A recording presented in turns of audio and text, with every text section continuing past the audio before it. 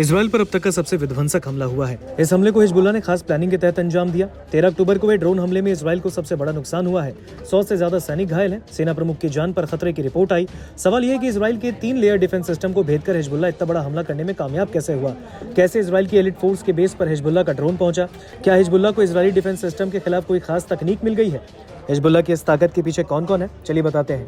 बीते 1 साल से ज्यादा की जंग में अब तक इजराइल पर इतना बड़ा हमला नहीं हुआ। 13 अक्टूबर की शाम गहराते ही हिजबुल्लाह ने इजराइल पर ड्रोन हमला किया। इजराइल के आसमान पर एक ड्रोन नजर आया और लोग शोर मचाने लगे। इस ड्रोन का टारगेट बना इजराइल का गोलानी ब्रिगेड का बेस। एक जोरदार धमाका हुआ और तबाही नजर आने लगी। हिजबुल्लाह के हमले में इजराइल के 100 से ज्यादा जवान घायल हुए।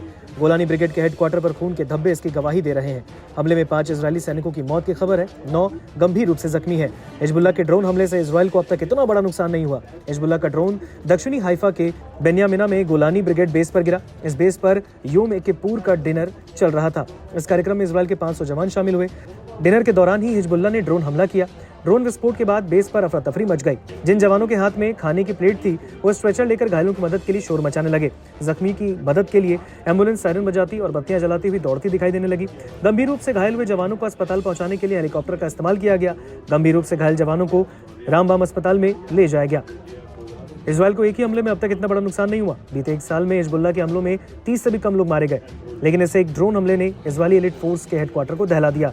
हिजबुल्लाह ने हुदूद ड्रोन से इजरायली ठिकानों की रेकी की थी। इस वीडियो में गोलानी ब्रिगेड के मुख्यालय को भी टारगेट के तौर पर दिखाया गया। 3 दिन के अंदर हिजबुल्लाह ने गोलानी ब्रिगेड के मुख्यालय पर सटीक ड्रोन हमला किया और इस हमले में इजराइल को अब तक का सबसे बड़ा नुकसान हुआ। इस हमले के बाद लेबनान में अल्लाहू अकबर के नारे लगाए।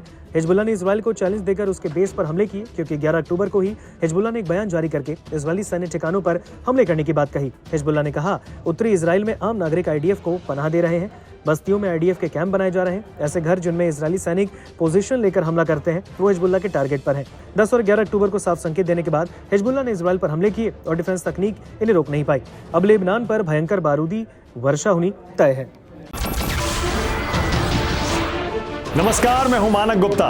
अगर आपको हमारा ये वीडियो पसंद आया हो तो इसे लाइक और शेयर जरूर करें, और हाँ, हमें सब्सक्राइब और फॉलो करना ना भूलें, ताकि आप देश और दुनिया की कोई खबर मिस ना करें। तो जुड़े रहिए हमारे साथ और देखते रहिए न्यूज़ 24।